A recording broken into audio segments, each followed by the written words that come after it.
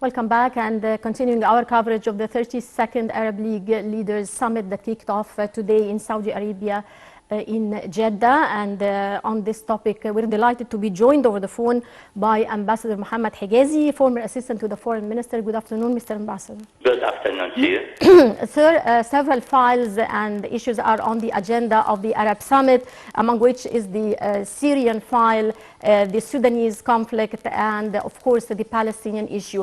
How far do you think the summit will contribute to resolving Arab issues, especially with regards to the Sudanese conflict and the Palestinian issue? As you know, the summit has ended already by a joint statement in which the Arab leaders have identified all the pertaining issues to peace and security in the region and the world. They covered all the regional problems, starting from the mother issue, Palestine, reiterating the Arab position and their request for a peaceful settlement and the launch of the peace dialogue based on the Arab Peace Initiative.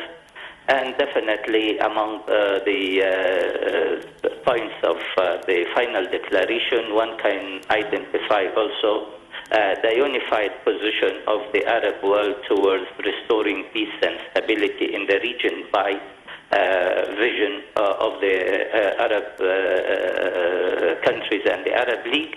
And I think the conference in general, or the 32nd summit, was a success in terms that it came in a very critical and pressing time where the conflict in Ukraine has shed light on the current situation, where heavy economic burden, particularly what is related to food security and energy security for the second year in a row, and also in the fight that is going on in Sudan and in the escalating situation in Gaza and the Israeli oppression a couple of weeks ago has shed this importance and the need for Arab dialogue to reach out to their own problems with an Arab vision.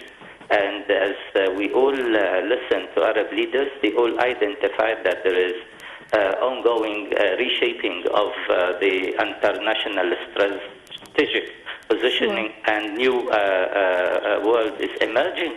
So the Arab position has to be unified, and this is what the declaration of Jeddah and the statements of all presidents and heads of state and government and kings have expressed clearly that the Arab world should unite and should have a vision of their own that pertain to our own interests. And this is what has been seen in all speeches, particularly the very important speech by President Abdel Fattah al-Sisi, who gave a very clear statement, and in a short and few points he spoke about the difficult world situation, as well as the danger of the regional instability, and the need above all to protect the nation state, as it is a must to safeguard peace and security in our region, in a world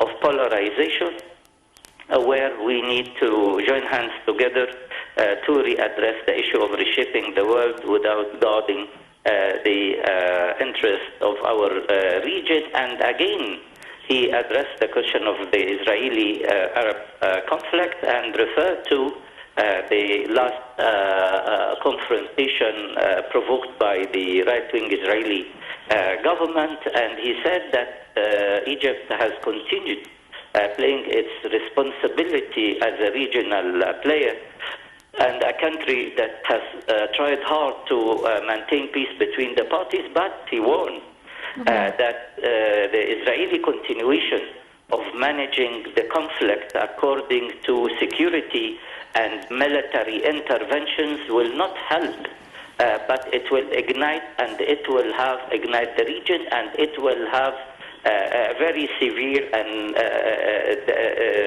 consequences, and he called again for the importance of a peaceful, strategic decision which will lead to peace and stability. He, of course, spoke about Sudan, Syria, and the importance of helping the Syrian situation within an Arab context. Right. Well, I would like to thank you very much, Ambassador Mohamed Hegazy, former assistant to the foreign minister. Many thanks for your insights, sir.